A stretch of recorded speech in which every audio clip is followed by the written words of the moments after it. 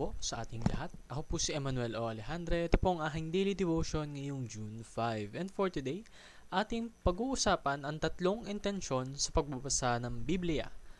This relates to the topic of inspiration na kung saan ating babasahin ang 2 Timothy chapter 3 verse 16 upang mas lalo nating maintindihan ang konteksto. All scripture is breathed out by God and profitable for teaching, for reproof, for correction, and for training in righteousness. Sa Tagalog, ang lahat ng mga kasulatan ay kinasihan ng Diyos at mapapakinabangan sa pagtuturo, sa pagsaway, pagtuwid, at sa pagsasanay sa katwiran. So, dito pa lang sa verse na binasa natin, malalaman na natin yung tatlong intensyon, or rather, the desired intention when reading the Bible, no? For teaching, for reproof, for correction.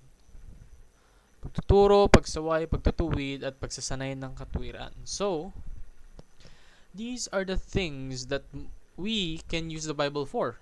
And it is very effective kapag ginamit natin to sa mga tamang intention, no?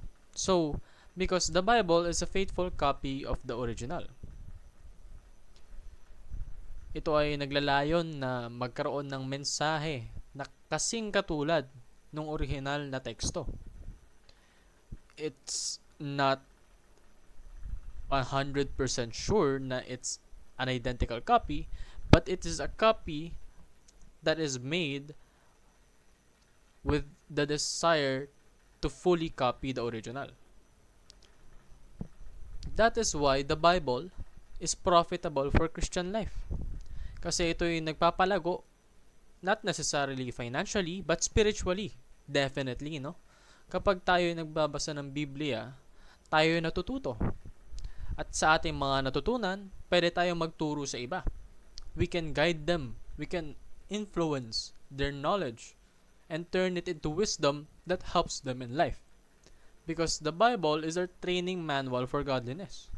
And that's our goal as Christians.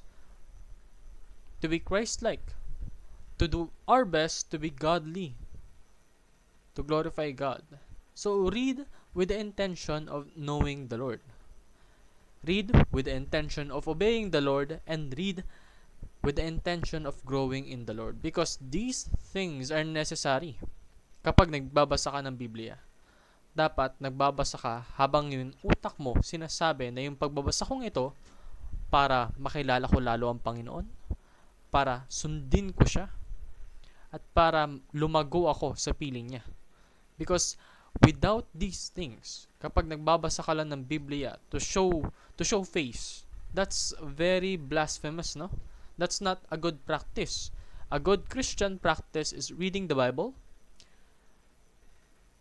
and living with the knowledge that you have gained from the Bible, so that it turns into wisdom, which in turn will show people that God has guided you towards the right direction, and hopefully influence and inspire them to trust God the same way you did and read the Bible the same intentions you had.